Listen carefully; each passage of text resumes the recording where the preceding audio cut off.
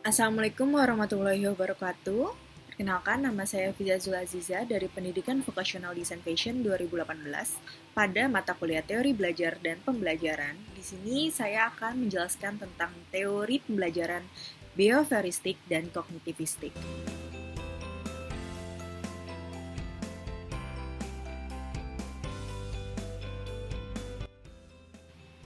Teori belajar behavioristik. Belajar diartikan sebagai proses perubahan tingkah laku sebagai akibat dari interaksi antara stimulus dan respon. Belajar menurut psikologi behavioristik adalah suatu kontrol instrumental yang berasal dari lingkungan, di mana belajar atau tidaknya seseorang tergantung pada faktor kondisional yang diberikan lingkungan.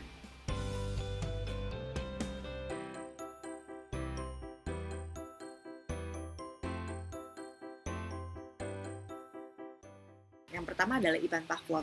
Ivan Pavlov ini mengembangkan teori behavioristik pada tahun 1927, di mana menurut percobaannya melalui seekor anjing, percobaannya adalah ia akan membunyikan sebuah bel sebelum memberikan makanan kepada anjing, di mana hal ini dia lakukan secara terus-menerus hingga pada suatu saat ketika ia membunyikan bel, anjing tersebut akan merespon berupa keluarnya air liur. Hal ini dikarenakan anjing tersebut beranggapan bahwa ketika bel berbunyi, ia akan diberikan makanan. Seperti itu.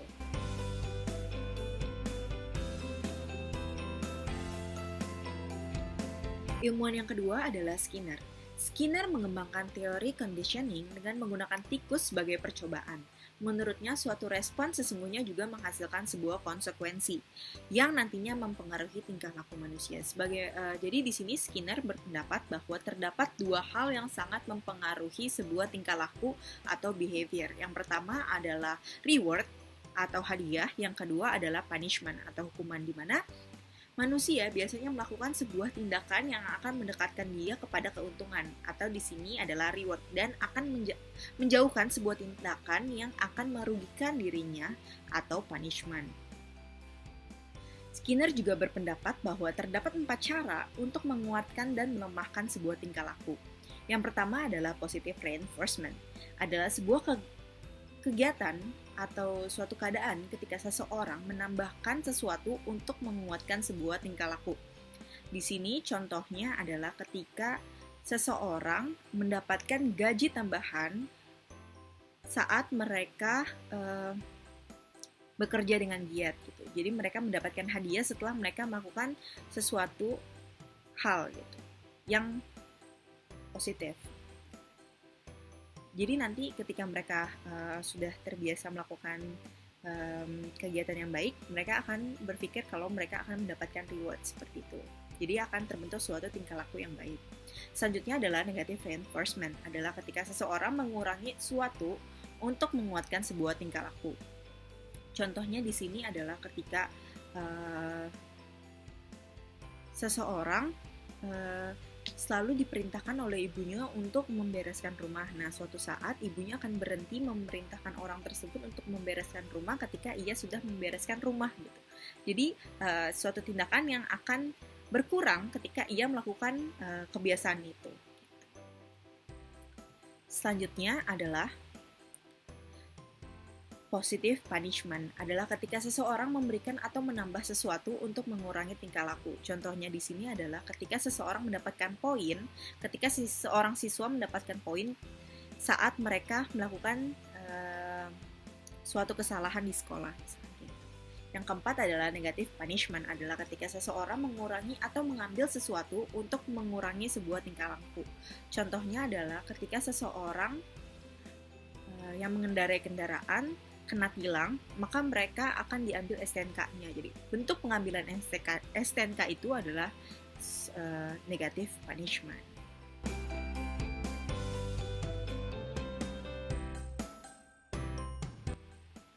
Teori belajar yang kedua adalah kognitivistik. Kognitivistik adalah potensi intelektual diri seseorang yang terdiri dari tahapan pengetahuan, pemahaman, penerapan, analisa, sintesa, dan evaluasi, di mana kognitif berarti persoalan yang menyangkut kemampuan untuk mengembangkan kemampuan rasional. Teori belajar kognitif lebih mementingkan proses belajar dibandingkan hasil belajarnya. Pengertian belajar menurut teori kognitif adalah perubahan persepsi dan pemahaman yang tidak selalu berbentuk tingkah laku yang dapat diamati dan diukur.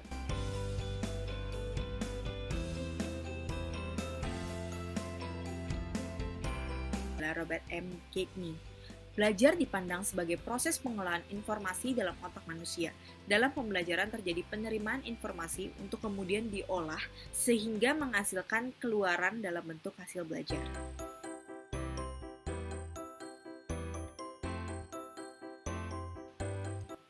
Ada juga Piaget. Piaget mengemukakan bahwa proses belajar akan mengikuti tahapan-tahapan asimilasi, akomodasi, dan ekuilibrasi. Asimilasi adalah pembauran dua kebudayaan yang disertai dengan hilangnya ciri khas budaya asli, sehingga terbentuk budaya baru.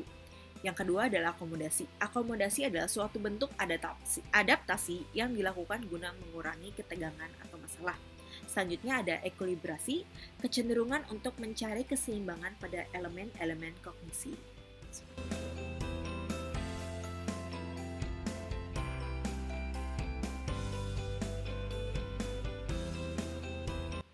Assalamualaikum anak-anak.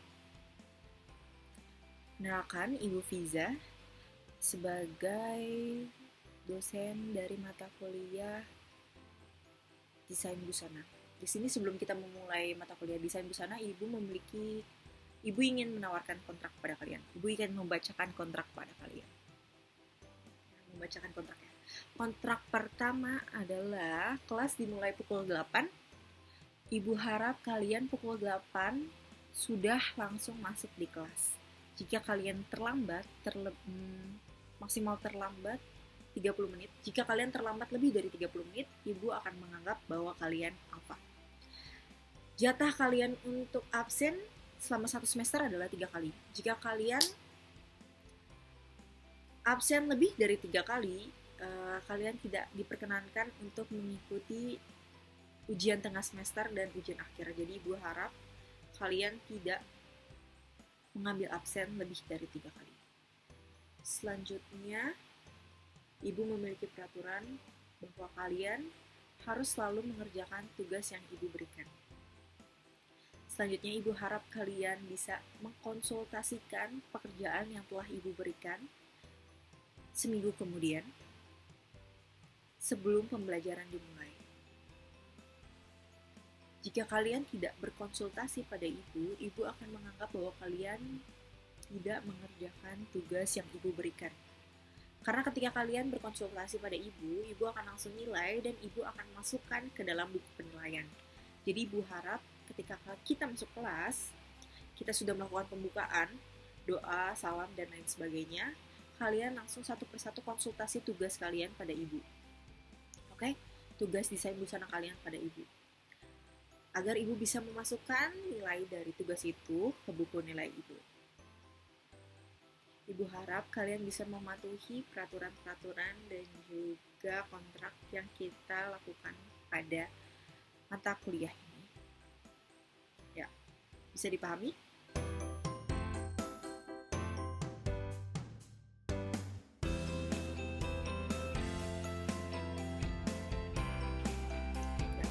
Mengapa dari contoh yang sebelumnya dapat dikategorikan sebagai teori pembelajaran behaviorisme? Yang pertama adalah karena teori pembelajaran behaviorisme itu digunakan agar mereka bisa memiliki sebuah kebiasaan yang bersifat baik gitu. Teori behaviorisme juga tidak mementingkan perasaan dari orang yang ingin dipengaruhi gitu. Maksudnya orang yang akan melakukan sebuah tindakan. Contohnya kayak tadi, sang dosen memberikan beberapa peraturan kepada mahasiswa agar mahasiswa ikuti, di mana peraturan itu dibuat agar mereka memiliki sebuah tingkah laku, sebuah behavior atau sebuah kebiasaan yang bisa berdampak baik pada dirinya. Contoh yang pertama adalah mereka harus masuk kelas tepat waktu. Yang kedua adalah mereka tidak diperkenankan untuk absen lebih dari 3 kali. Selanjutnya mereka diharuskan untuk mengerjakan tugas. Selanjutnya mereka harus mengkonsultasikan tugasnya, di mana dengan tujuan agar mereka tidak salah ketika mereka mengerjakan tugas. Yang terakhir, konsultasi harus dilakukan di awal pembelajaran, di mana 5 hal ini tidak mementingkan perasaan dari mahasiswa yang menjalankan tingkah laku tersebut gitu. Mungkin mahasiswa tersebut merasa tersiksa atau apa, tapi sang dosen percaya dengan memberikan sebuah peraturan-peraturan ini, sang dosen percaya mahasiswa akan membiasakan dirinya untuk bertingkah laku lebih disiplin seperti itu.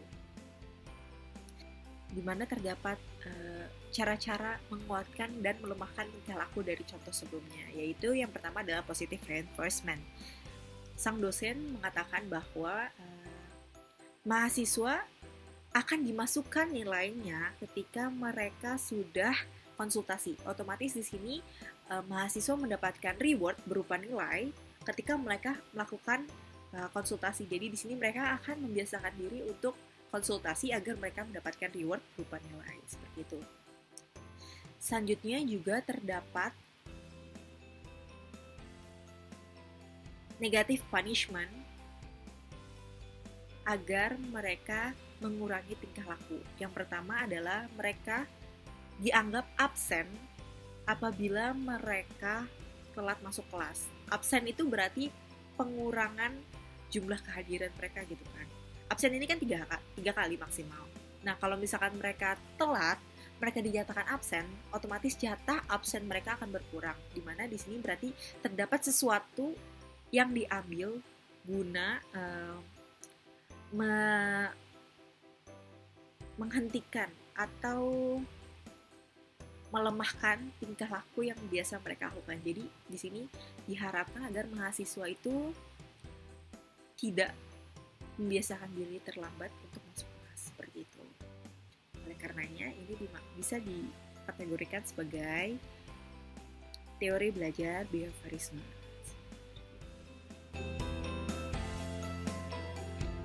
Sekian penjelasan saya mengenai teori pembelajaran. Kurang lebihnya mohon maaf. Wassalamualaikum warahmatullahi wabarakatuh.